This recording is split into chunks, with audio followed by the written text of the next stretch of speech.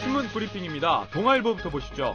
재외국민 투표 관리를 위해 선관위가 해외 28개국 55개 공간에 55명의 선거관을 22개월씩 주재시키고 있지만 간부급 공무원이 그렇게 긴 기간 동안 현지에 주재하는 게 적절한지 논란이 일고 있습니다. 한 고위급 외교관은 고위직 철밥통만 50개 넘게 늘어났다며 방만한 예산 운용을 지적했습니다.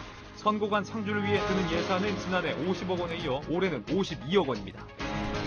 사면입니다. 서울대 줄기세포 연구진이 생리현상을 다루는 미국 학술지 ARS에 발표한 논문 4편이 사진 중복게재 논란으로 모두 취소당하는 사태가 벌어졌습니다.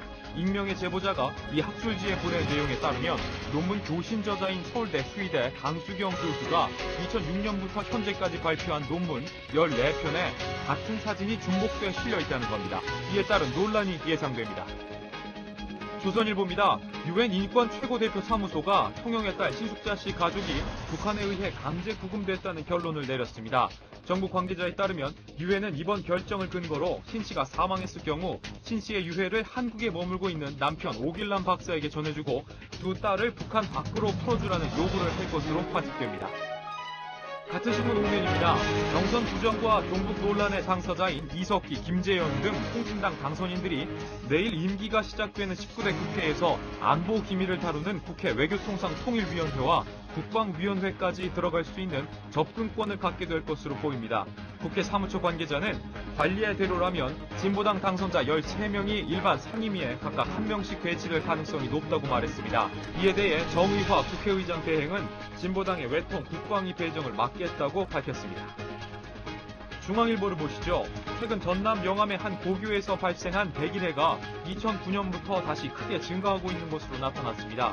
백일해뿐 아니라 결핵, 말라리아 등 잊혀졌던 전염병들도 돌아오고 있습니다. 전문가들은 요즘은 환경이 너무 깨끗해 사람들의 면역력이 떨어져 전염병에 쉽게 감염된다며 전염병의 역설이라고 표현했습니다. 한국일보입니다.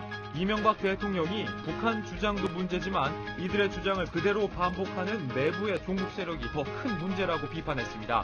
이 대통령은 어제 정기연설에서 국제사회가 북한에 대해 변화를 요구하듯이 선진국 대열에서 대한민국에서 국내 종북주의자들도 변화해야 한다고 강조했습니다. 같은 신문 6면입니다.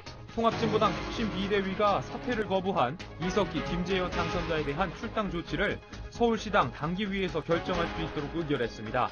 하지만 국회 개원을 불과 하루 남겨놓은 상황에서 실질적인 제명은 불가능하다는 분석도 나오고 있습니다. 마지막으로 한겨레입니다. 일제강점기에 강제에 징용된 피해자들이 미쓰비시 등 전범 기업들에 의해 강제로 떼인 미지급 임금이 일본은행에 무려 6조 원이나 넘게 남아있는 것으로 드러났습니다. 일본 정부는 1965년 한일 청구권 협정 체결로 이미 마무리된 일이라고 되풀이하고 있지만 개인 청구권이 살아있다라는 우리 대법원의 판결이 나오면서 이 돈을 되찾을 수 있을지 주목되고 있습니다. 지금까지 신문 브리핑이었습니다.